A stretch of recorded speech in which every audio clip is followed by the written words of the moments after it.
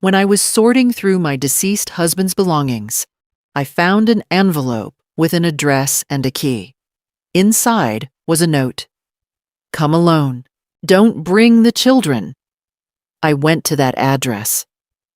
What I saw behind the door turned my life upside down. Good day, dear listeners. It's Clara again. I'm glad you're here with me. Please like this video and listen to my story till the end, and let me know which city you're listening from. That way I can see how far my story has traveled. My name is Dorothy Ellen Whitmore, and I am 72 years old. I spent 44 years married to Richard, and for 44 years I believed I knew that man down to the last crease in his worn leather wallet. We raised 2 children in a yellow house on Maple Creek Road in Asheville, North Carolina. We planted a garden together every April. We argued about whose turn it was to pay the electric bill and whose turn it was to apologize first. That is what a real marriage looks like. Ordinary, imperfect, and deeply familiar. Richard died on a Tuesday in February. Heart attack. He was shoveling snow off the porch, which I had asked him not to do, and his heart simply stopped. He was 69 years old. The paramedic said he likely felt very little. I told myself that was a mercy, though in the weeks that followed, I was not sure mercy was the right word for any of it. After the funeral, after the casseroles stopped arriving and the sympathy cards stopped coming, and the house got very quiet in a way I had never experienced before, I began the task of sorting through Richard's belongings. It is something no one prepares you for, the intimacy of it. Every drawer you open, every jacket you pull from a hanger, every old receipt you unfold, feels like a small conversation with someone who can no longer answer. I started with his study. Richard had been a methodical man, a retired civil engineer, and his desk was organized the way his mind had been organized. Logical, compartmentalized, nothing out of place. I worked through the files slowly, one folder at a time. Tax returns, insurance documents, the deed to the house, a folder labeled retirement that contained nothing but an outdated brochure for a fishing resort in Montana. I smiled at that. He had always talked about Montana. It was in the bottom drawer, beneath a stack of old utility invoices, that I found the envelope.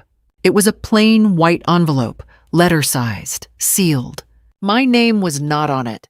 Nothing was written on the outside at all. But when I turned it over, a small brass key slid out from inside. The kind of key used for a lockbox or a storage unit, along with a folded note and a piece of paper on which an address had been written in Richard's handwriting. The address was on the other side of town, a street I did not recognize. The note was brief, 4 sentences. I read them standing at his desk, and I read them again sitting down, and I read them a third time after I had poured myself a glass of water and tried to steady my hands. "Dorothy, if you're reading this, I'm already gone. Go to this address. Go alone. Do not bring the children. Do not bring the children." I sat with those 4 words for a long time. Richard and I had 2 children, our son Michael, who was 43, and our daughter Patricia, who lived in Portland and had always been the steadier of the 2. Richard adored both of them. Why would he write a note asking me to keep them away from whatever was behind that door? I told myself it was probably nothing alarming. A storage unit, perhaps. Some private financial arrangement he had wanted to handle quietly. Men of his generation sometimes kept things compartmentalized, not out of deception, but out of a habit of protection. A belief that worrying the people you loved was a failure of character.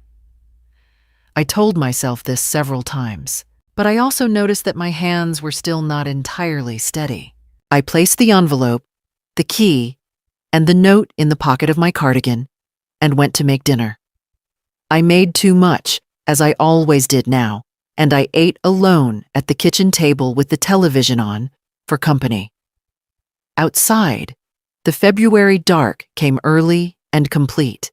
That night, I did not sleep well. I lay in the bed that still smelled faintly of Richard's soap, and I stared at the ceiling, and I thought about that address. I thought about the specific phrasing of the note. Not "you don't need to bring the children," but "do not bring the children." There is a difference. One is a suggestion. The other is a warning. By morning, I had made no decision. But I had also put the envelope in my purse, which is its own kind of decision, isn't it? 3 days passed before I did anything. In those 3 days, I cooked meals I barely touched, answered phone calls from Patricia and from Michael's wife Karen, who called more than Patricia did and asked more questions than Patricia did.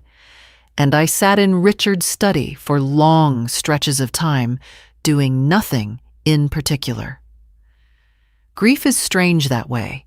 It does not move in a straight line.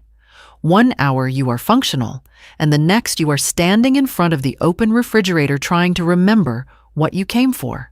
Karen called on Wednesday morning.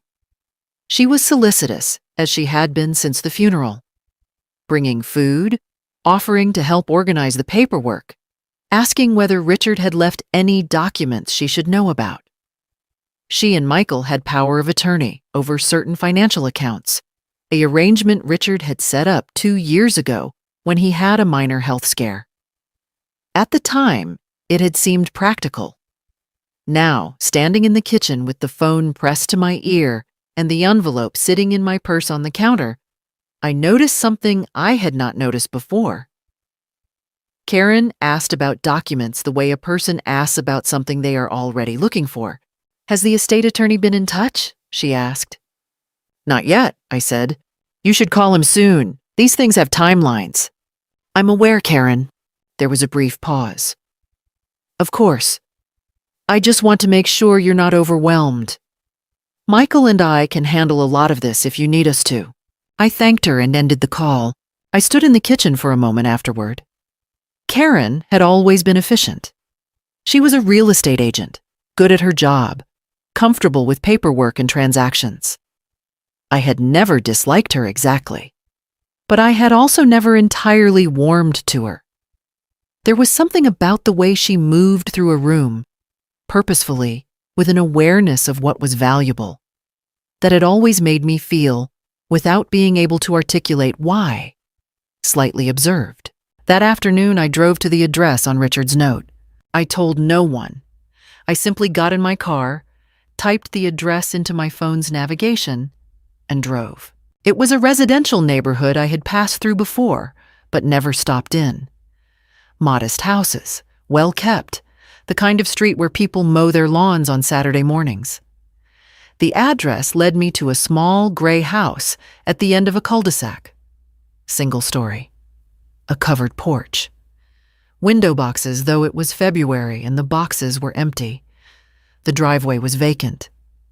There was a mailbox at the end of the walk. I sat in my car for several minutes. Then I got out, walked to the door, and used the brass key. The door opened. What I found inside was not what I had feared. No evidence of a second family, no photographs of strangers on the walls, no woman's clothing in the closets. What I found was a single clean room that had been converted into a private workspace, a small desk, a filing cabinet, a safe built into the wall behind a framed watercolor of the Blue Ridge Mountains, and on the desk, a sealed envelope with my name on it, written in Richard's hand. I sat down in the desk chair and opened it.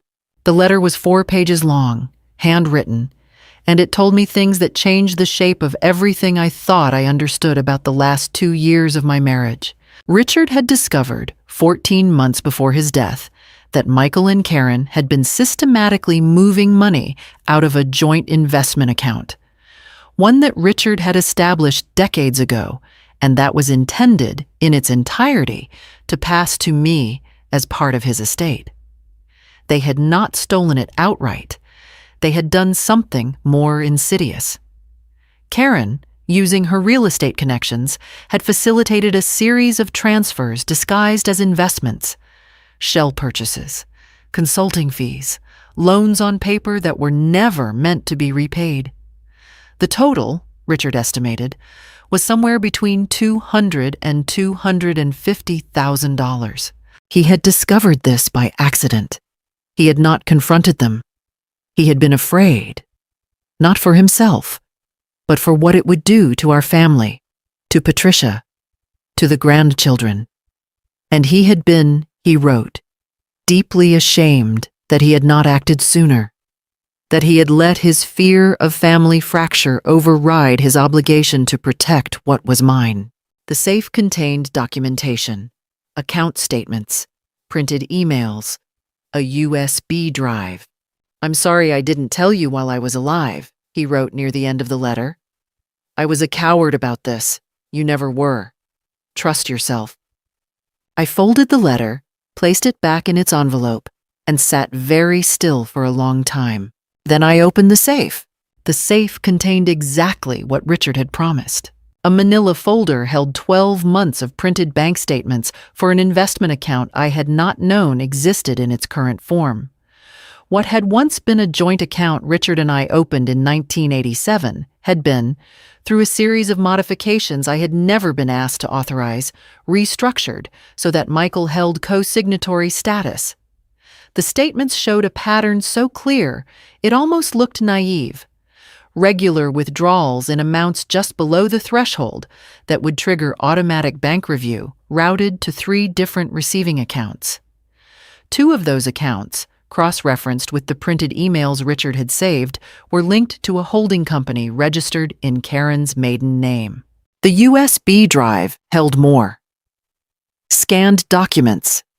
A chain of emails between Karen and a contact she referred to only as DW, a name I did not recognize, discussing the relocation of assets and the importance of completing the transfers before the estate situation becomes complicated.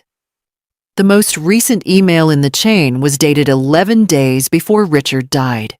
I sat at that desk in the gray house for nearly 2 hours. I read everything twice.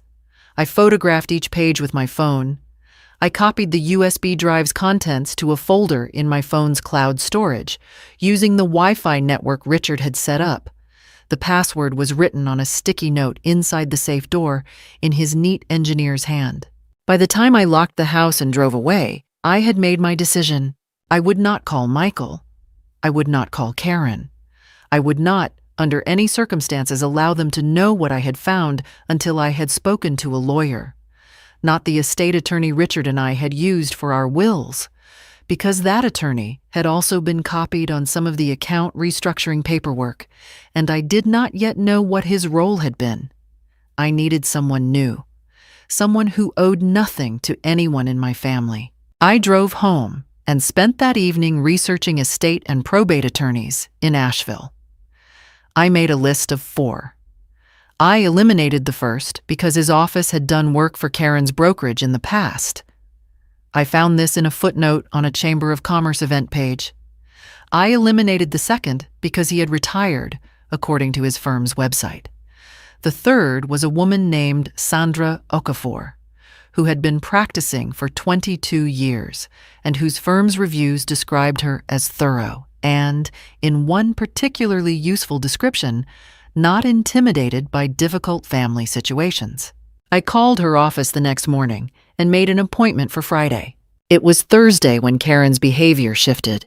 I did not go to the gray house again that week, but I did drive past it once on an errand that took me through that neighborhood, and I noticed a car parked 2 houses down that I was almost certain I had seen before. A silver Audi that Karen drove when she wasn't using her work vehicle.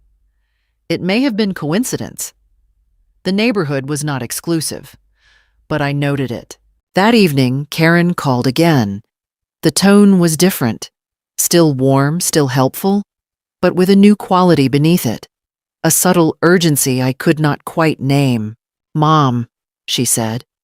She had called me Mom since the first year of her marriage to Michael, and I had always been ambivalent about it.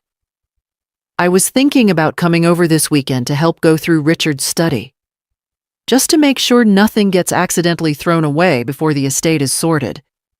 "That's thoughtful," I said, "but I've already been through the study." A pause, brief but present. "Oh, did you find everything in order?" "Everything I needed," I said. Another pause. "Of course. Well, if you need any help with the filing cabinet or any of those old account documents, I've got it handled, Karen, but thank you. I hung up. Had I handled it with complete composure? No.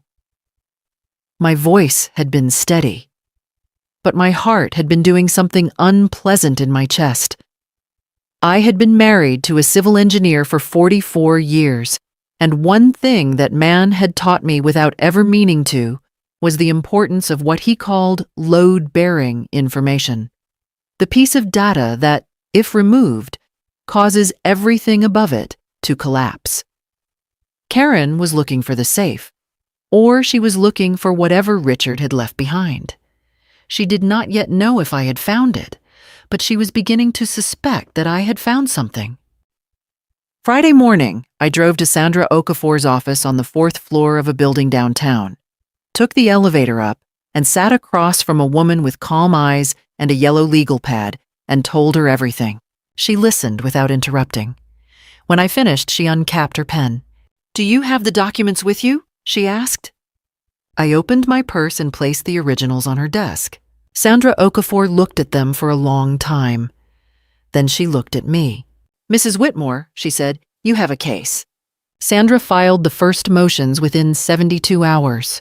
She was efficient in a way that reminded me, strangely, of Richard. Not warm, exactly, but precise.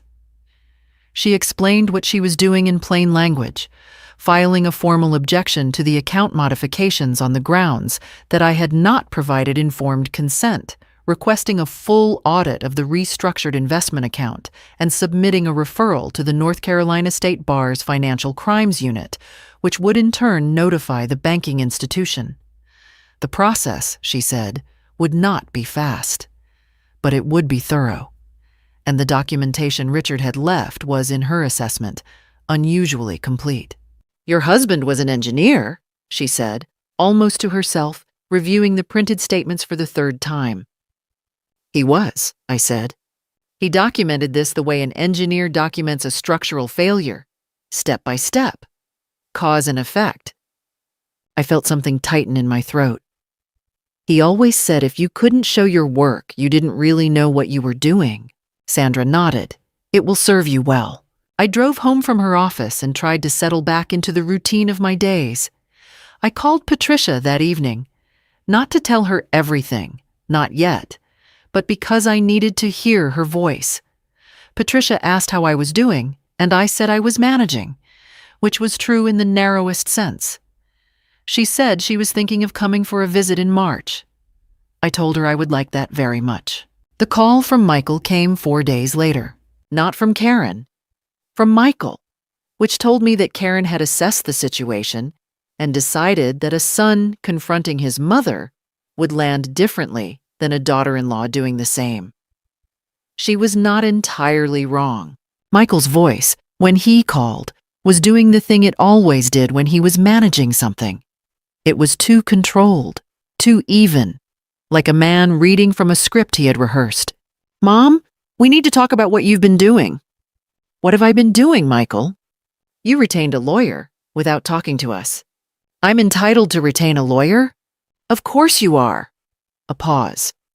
"But you need to understand that what you're doing could damage this family. Audits, investigations. Do you know what that does to people's reputations? To their careers? Karen is in real estate. Her name is attached to transactions that will look. That will look what?" I asked. Silence. "Michael," I said, "I found the documents your father left me. I found the account statements. I found the emails. I know what happened." The silence on the other end of the line was a different kind of silence. Not thoughtful, but stunned. The silence of someone whose footing has suddenly shifted. Then Karen's voice came on the line. She had been there the whole time, listening. "Dorothy." Her voice was composed in a way that Michael's had not been, harder, more deliberate. "You are making a serious mistake. What you think you found is not what it looks like. There were conversations between Richard and Michael about those transfers. They were agreed upon. Richard understood what he was doing. Then you'll have no difficulty demonstrating that to the auditors, I said. If you pursue this, Karen said, and her voice dropped slightly. Not a shout, but something more controlled than a shout, which was worse. You will lose your son. Is that what you want? To blow up your family over money, at your age? At your age, I held the phone very steadily. If my son can be lost by his mother asking for what is legally hers, then I think the loss happened long before this phone call. I heard Karen make a sharp sound. Then Michael. Mom, I'm going to hang up now, I said. Please do not contact me directly again. If you have something to say it to my attorney. I ended the call. I sat in Richard's armchair in the living room for a long time after that. My hands, when I finally looked at them, were entirely still. I was surprised by that. I had expected them to shake. In the days that followed, there was no contact from Michael or Karen.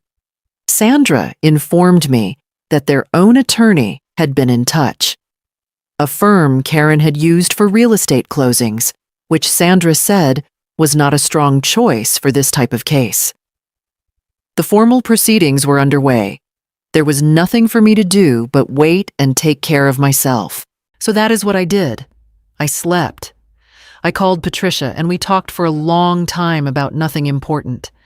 I walked in the neighborhood in the mornings, even when it was cold, because Richard had always said that motion was medicine. I made soup and ate it sitting at the kitchen table with a book instead of the television.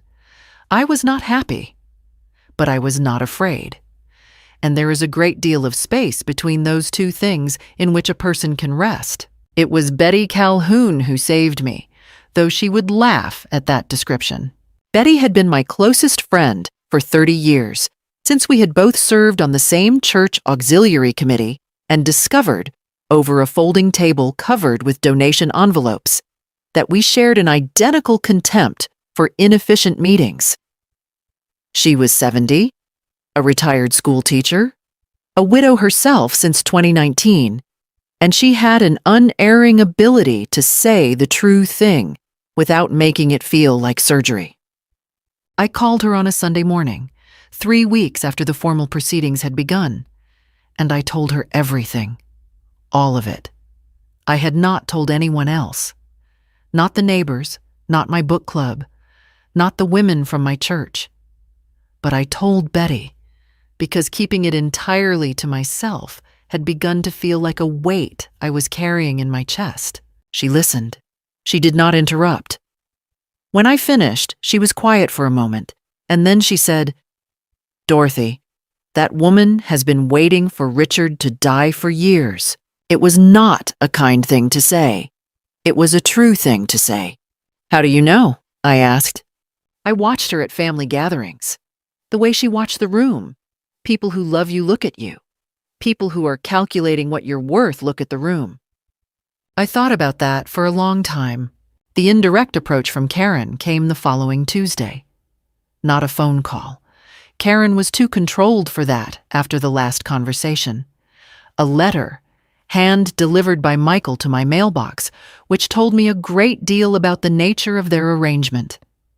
Michael was, when it came down to it, Karen's errand boy in this. He drove the car and rang the doorbell and put the letter in the box and did not knock on the door. I found the letter when I went out for my morning walk. The letter was civil in language and surgical in intent. It proposed a private resolution. A lump sum payment to Dorothy of $75,000 structured as a voluntary family gift in exchange for Dorothy's withdrawal of all formal proceedings.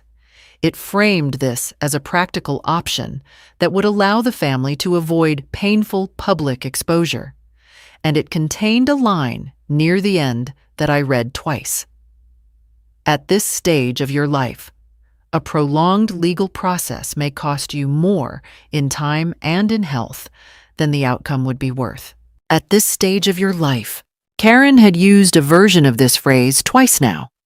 The first time on the phone, the second time in writing. I understood it to be a strategy, not cruelty for its own sake, but a calculated assessment that I could be made to feel old and tired and not worth the fight. It was, I realized, the same strategy someone uses when they underestimate a load-bearing wall. They push against it, expecting it to give, and instead find that it holds. I brought the letter to Sandra. She read it with a professional neutrality that I had come to find reassuring. $75,000, she said. When the original amount was closer to $250, I said. Yes. She set the letter down. They're frightened. This offer is a measure of how frightened they are. Should I be concerned? About the offer? No. About their next move? Moderately. She looked at me steadily. People who make this kind of offer and are refused tend to escalate before they collapse. Be prepared for that. I thanked her and drove home. That evening, I attended for the first time a support group for widows that met in the basement of the Lutheran Church on Merriman Avenue.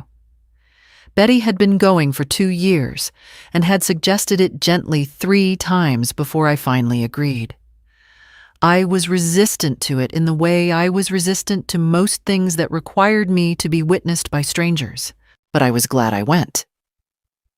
The group was 8 women, ranging in age from 59 to 81.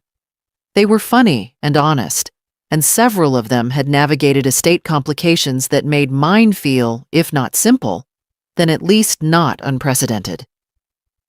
A woman named Gloria, who was 66 and had spent 3 years in probate litigation with her late husband's business partners, looked at me over her paper coffee cup and said, "The first year they test you to find out how much you'll put up with. After that, they know." I drove home from that meeting feeling, for the first time since February, something that was not grief and not anger, but something closer to solidarity. I was not alone in this. I had never been alone in it. I had simply forgotten to look around. They came on a Saturday morning in April. I saw the silver Audi in my driveway from the kitchen window while I was making coffee. I had not been warned. They had not called. That told me everything I needed to know about the nature of the visit before I had opened the door. Michael was wearing the expression he had worn as a teenager when he had done something wrong and was hoping charm would cover the distance. A studied look of openness, of sincerity, of being the kind of man who simply wanted to work things out. Karen stood slightly behind him, which was unusual. She was not a woman who stood behind people. She wore a soft camel-colored coat and carried a small paper bag. Pastries from the bakery on Lexington Avenue that she knew I liked. The bag sat on my coffee table for the entire visit, unopened. Neither of us acknowledged it. We sat in the living room, Michael and Karen on the sofa, me in Richard's armchair, a pot of coffee on the table between us that I had made because having something to do with your hands is useful in these situations. I did not pour for them. I poured for myself. Michael began. He was sorry, he said. He was sorry for the phone call, sorry for the way things had become. He and Karen had been under a great deal of financial stress. The real estate market, the interest rates, 2 kids in college simultaneously. He did not use the word theft. He used phrases like borrowing against future inheritance and an informal arrangement and something Dad understood and approved of. He said all of this with the conviction of someone who had practiced it until he half believed it. I noticed that he did not make eye contact while he spoke. He looked at the coffee table, at his own hands, at the window. Everywhere except at me. I listened without interrupting. This, too, I had learned from Richard. Let the structure show its own weaknesses, he used to say when reviewing engineering reports. Push too early, and you might miss where the real fault is. Then Karen spoke. She leaned forward slightly, and her voice changed. Dropped a register. Became intimate. Woman to woman in a way that was deeply calculated. Dorothy, I know this has been a terrible year. Losing Richard. Going through all of this alone? The last thing any of us want is for you to spend whatever time and energy you have left on lawyers and courtrooms. Think about what this is costing you. Not just money, emotionally. You deserve peace. You deserve to spend this time with your grandchildren, with Patricia, not in depositions. She paused, and I could see her reading my face for movement, the way a person reads water for current. If you drop the proceedings, she continued, we can work something out directly, something fair, something that doesn't hurt anyone. I looked at her for a moment. I thought about the paper bag of pastries. I thought about the word fair. How easily it comes to people who have taken something that did not belong to them, how they reach for it like a tool they are entitled to use. I thought about Richard at his desk in that gray house, printing those emails, documenting every transfer, building the case he was too frightened to use while he was alive. He had done that work alone. I was not going to let it mean nothing. I set down my coffee cup. What you took from me, I said, was approximately $250,000. The offer in your letter was $75,000. What you are describing now as something fair, what figure did you have in mind? Karen's expression shifted almost imperceptibly. That's not really, because fairness is a number, I said. It isn't a feeling, and the number I can demonstrate to a court is $250,000, plus my legal costs. Michael started to say something. Karen touched his arm, a small, quick gesture, and he stopped. We're not here to negotiate in your living room, Karen said. Her warmth was gone now. Not all at once, but the way a sky clears of clouds, and you realize the blue was always behind them. We came to give you an opportunity to handle this quietly. You've said no to that opportunity. I just want to make sure you understand what you're choosing. I understand perfectly, I said. I think you should go. Michael looked at me.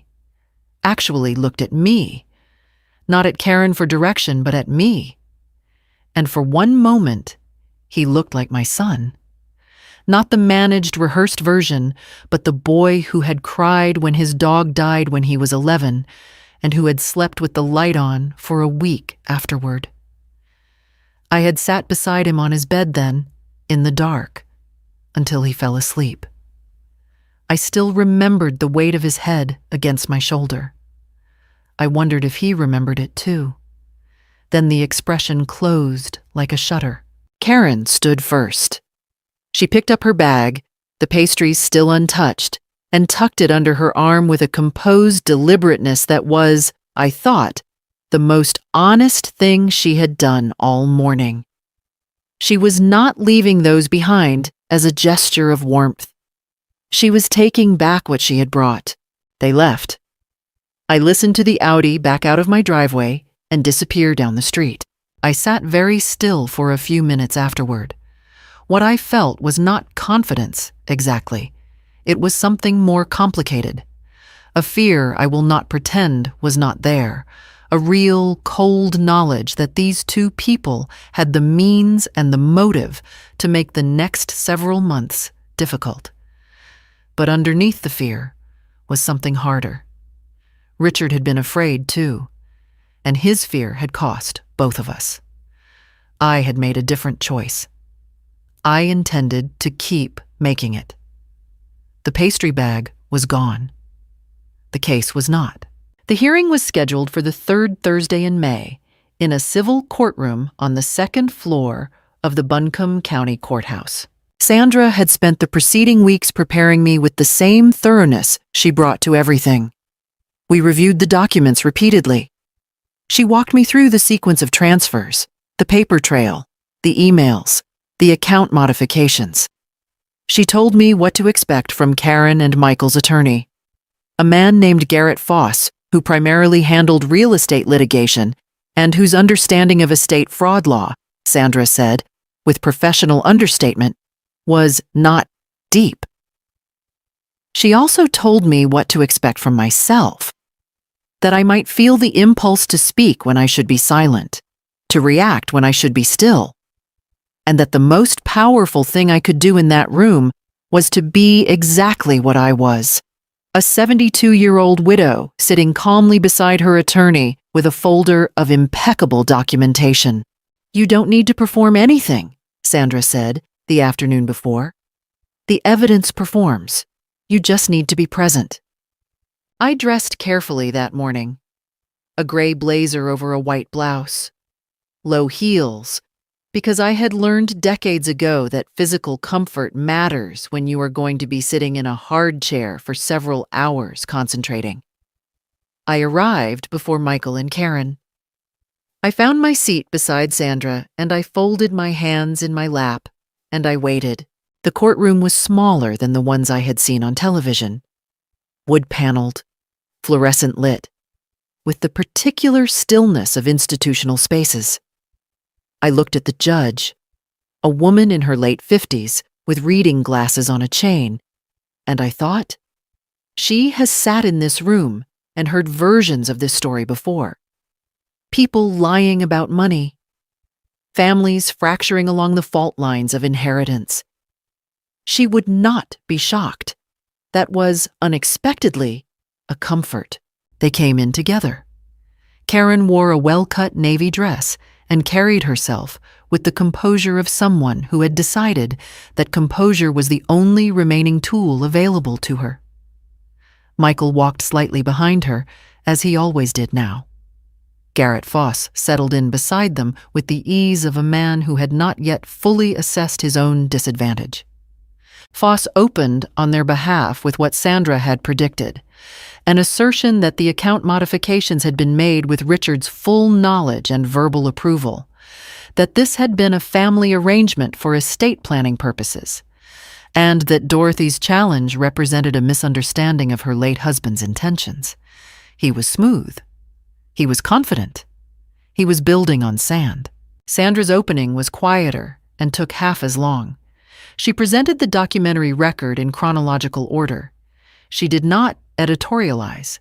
She let the numbers speak.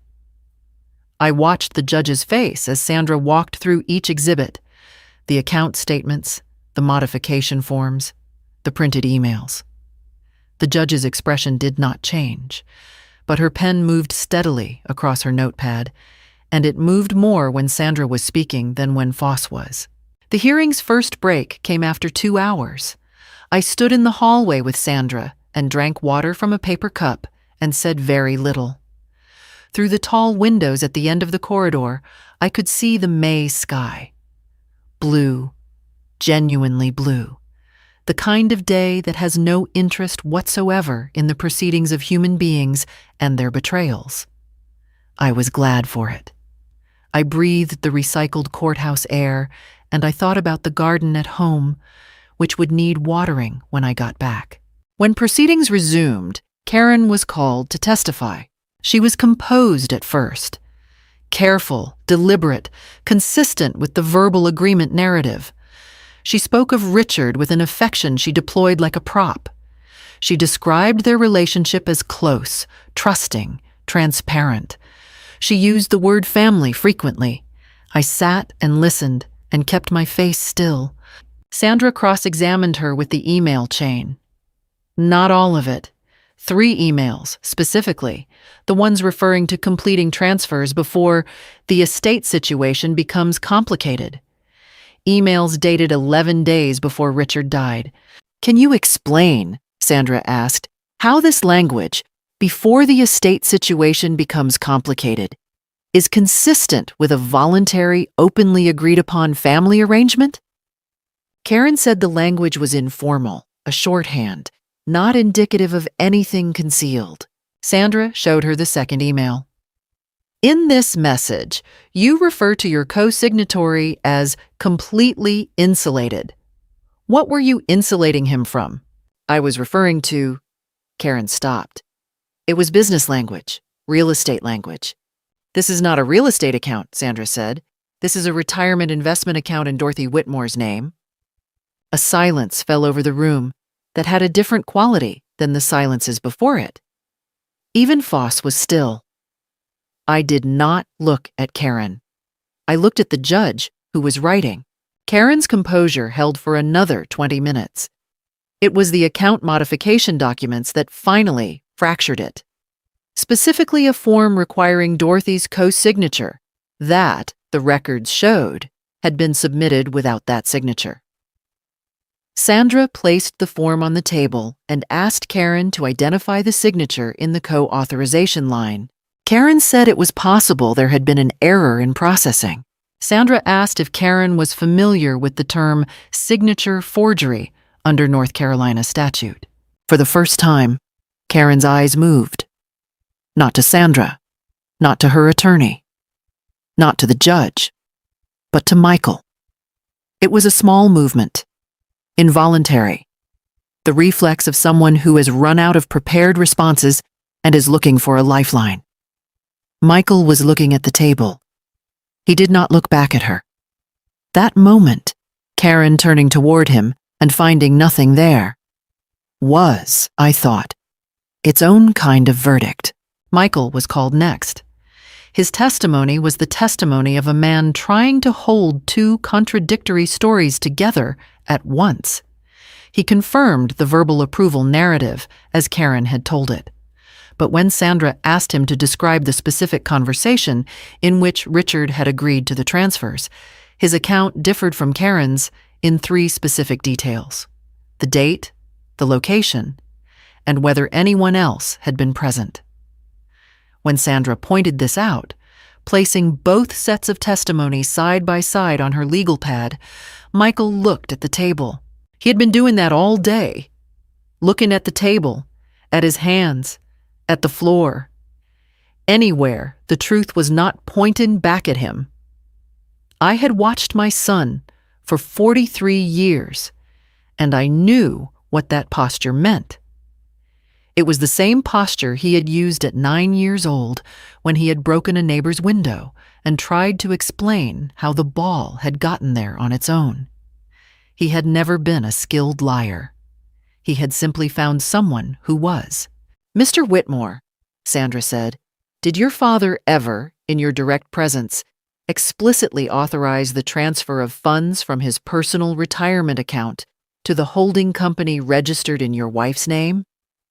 Michael was quiet for 7 seconds, I counted. He understood what we were doing, he said finally. "That is not what I asked," Sandra said. The room was very quiet. Outside, somewhere, the May afternoon continued without us. The ruling came 6 weeks after the hearing. I was sitting in Sandra's office when her paralegal brought in the document. Sandra read it in silence, her expression professionally neutral, the way it had been throughout. Steady, contained, revealing nothing until she had something worth revealing. Then she looked up. "Full restitution," she said. $247,000 plus your legal costs. The court has also accepted the referral to the Financial Crimes Unit. I sat with that for a moment. Outside Sandra's window, the downtown buildings held the late morning light the way they always did in summer, indifferently and completely. And I thought how strange it was that the world looked exactly the same on the day a thing was resolved as it had on the day the thing began. And Karen's signature on the modification form? The court found it to be an unauthorized signature. That finding has been forwarded to the district attorney's office. Sandra set the document down. "It's a felony, Dorothy. It will be prosecuted separately from the civil matter." I nodded. I did not feel elation, exactly. I felt something more like the resolution of a long, sustained tension. The way a structural flaw in a building feels, Richard had once told me, when the repair is finally completed and the load is properly distributed again. Not dramatic, not triumphant, just right. The way a thing is supposed to feel when it returns to the position it should have held all along. Sandra slid a copy of the ruling across the desk toward me. I read the operative paragraph twice, slowly, the way Richard had always taught me to read contracts, not for what they say, but for what they commit to. The language was clear, unambiguous. The court had found in Dorothy Ellen Whitmore's favor on all primary counts. I thanked Sandra. She accepted this with the same professional equanimity she brought to everything, and then she said something I did not expect. "Your husband did good work." "He did," I said. "He just waited too long to show it." "You didn't," she said. "The civil judgment was enforceable immediately. Karen and Michael's attorney filed a motion to delay enforcement on the grounds that the funds had been dispersed and would require time to liquidate. The court gave them 90 days. Sandra told me this was standard and that the judgment would be paid. Given Karen's real estate assets, there was no question of ability, only willingness, and willingness was no longer the operative variable. Karen's real estate license came under review by the North Carolina Real Estate Commission within 3 weeks of the criminal referral. I did not seek this outcome. It was a consequence of the process, not a target I had aimed at. But I will not pretend I was sorry. She had used her professional standing, her industry connections, her knowledge of how money moves through property transactions, to systematically drain what Richard and I had built over 4 decades. The license had not been incidental to what she had done. It had been instrumental. The holding company was dissolved. The 3 receiving accounts were ordered frozen pending the fraud investigation. The Financial Crimes Unit, Sandra told me, was particularly interested in the entity she had listed in the emails as DW, a mortgage broker named Dale Whitaker, who had facilitated 2 of the transfers. He was not my problem. He was someone else's. But I noted, without satisfaction and without its opposite, that the circle was wider than just my kitchen table. Michael called me once after the ruling. I answered, because he was still my son, and I was not entirely sure what that meant now, but I knew it meant something. Some things persist past the point where they are comfortable, and parenthood is one of them. "Mom," he said. He sounded very tired. Not the managed tiredness of someone performing exhaustion, but the real kind. The kind that comes from months of holding a story together that keeps falling apart at the seams. "Michael, I didn't." He stopped, tried again. "I let her run too much of it. I knew it was wrong. I told myself it was just money, just accounting, that you'd never notice and Dad was sick anyway, and—" "Don't," I said. "Don't make that your story. You knew what you were doing." He didn't argue. That at least was honest. I had expected deflection, justification, the familiar architecture of self-protection. Instead, he was quiet. And in that quiet, I heard something that might have been the beginning of accountability, or might simply have been exhaustion so complete it had no room left for anything else. I did not know which. I was not sure it mattered yet. "I love you," I said. "And what you did was a profound betrayal. Both of those things are true. I'm not going to pretend one cancels the other." He said, "I know." I ended the call. Patricia flew in from Portland the weekend after the ruling. She had known by then. I had told her before the hearing because she deserved to know and because I was tired of managing information in a way that served no one, least of all me. She had been quiet for a long time after I told her. A long, specific silence that I recognized as the silence of someone rearranging the furniture of a relationship they had thought they understood. Then she had said, "I'm coming." That was all. That was enough. We sat on the porch together on Saturday evening with 2 glasses of wine, and the garden was doing what gardens do in June, quietly, insistently, without any interest in human difficulties. The first roses were open along the fence. Richard had planted those roses 20 years ago and had never entirely figured out how to prune them correctly, and every year they grew in a way that was slightly wrong and completely alive. Patricia said, "Dad would have liked Sandra Okafor." "He would have," I said. "He respected people who showed their work." We sat with that for a while, and the evening was warm, and neither of us needed to say anything else. Summer came, and with it a kind of lightness I had not expected. I kept the gray house. This surprised me when I decided it, and it surprised Sandra, and it certainly would have surprised Karen, who had perhaps assumed I would sell it and be done. But it had been Richard's last project, his meticulous private act of preparation, and there was something in me that was not ready to let it go. I hired a painter, had the window boxes replanted with lavender and trailing white alyssum, and made it into what it had perhaps always been intended to be, a place of my own. I went there on Tuesday mornings with coffee and a book and sat at the small desk and did whatever I liked. Sometimes I read. Sometimes I simply sat and listened to the neighborhood. A lawn mower 2 streets over, children somewhere, the quiet of a weekday morning. It was not merely a house. It was proof that Richard had known me well enough to leave me something I did not yet know I needed. It was a small thing, but it was entirely mine. Betty and I began walking together 3 mornings a week, something we had always meant to do and never organized. We walked the River Arts District in the early hours when the light was good and the tourists were not yet out. We talked about our husbands, about our children, about the accumulated ordinary wisdom of long lives. Betty was, as she had always been, the best kind of company. Someone who did not require you to perform. On one of our walks in late July, she said, "You seem different."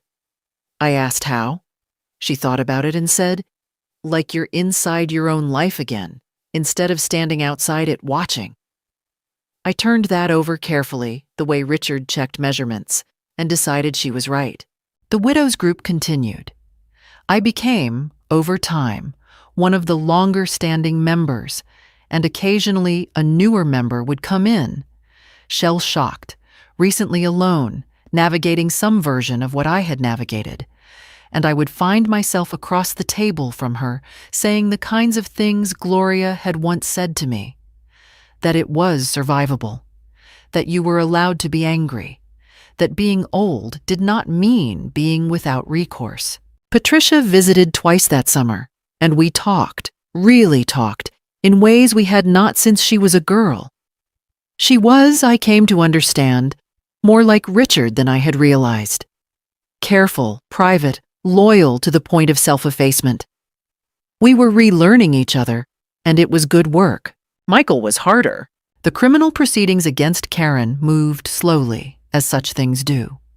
She was charged in September with 3 counts of financial fraud and 1 count of document falsification. She retained a criminal defense attorney, a different firm, a better one than Garrett Foss, though not better enough, ultimately, to change the fundamental problem with her case, which was that the documentation Sandra had presented was exhaustive. She was not a woman who had made a careless mistake. She was a woman who had run a careful operation, and careful operations leave records. Her real estate license was formally revoked in August. She contested it. The commission's ruling stood. I am told, not by anyone close to the situation but by the ordinary channels of a small city, that Michael and Karen sold their house in the fall. The sale was not voluntary in any meaningful sense. It was a liquidation. The life Karen had built, the referrals, the professional network, the reputation, had collapsed with a thoroughness that I suspect even she had not anticipated when she first decided that my retirement account was an opportunity. The children, my grandchildren, were staying with Karen's mother during the upheaval. This grieved me in a way that the financial betrayal had not, because those children had done nothing and would carry the weight of it anyway. I wrote to each of them a card, handwritten, with my phone number and the simple statement that their grandmother loved them and was not going anywhere. One of them called me Emma. who was 19. We spoke for 40 minutes. She cried. I did not, but only barely. She came for dinner the following Sunday, ate 2 helpings of chicken and rice, and fell asleep on the sofa afterward. I covered her with the quilt from Richard's reading chair and turned off the lamp. That was, I think, the evening I understood that I was going to be all right. Michael attended 2 of the criminal proceedings hearings without Karen, sitting in the back of the courtroom. He was not charged. The evidence had established his awareness, but placed the primary operational responsibility on Karen and her contact. I did not speak to him at the hearings, but at the second one, as we were leaving in opposite directions, he looked at me across the parking lot. Just looked. I looked back. Then I got in my car and drove to Betty's house for lunch, because that is what I had planned to do that afternoon, and I intended to keep doing the things I had planned. Karen was convicted in March on 2 of 3 counts. She was sentenced to 18 months probation, mandatory financial restitution, and community service. She was also essentially unemployable in her industry in this state for the foreseeable future. The 3 things together had a thorough completeness to them. I was not glad she had suffered, but I was glad that what had been taken from me had a name and a consequence and a resolution. Those are different things. The tulips came up again in spring. I planted more, a new variety, deep burgundy, along the front walk where they would be the first thing visible from the street. Richard had always said the garden was the house's way of introducing itself. I thought it was time for a new introduction. Richard always said, measure twice, cut once. He meant it about engineering, but it was true about people too. I learned this.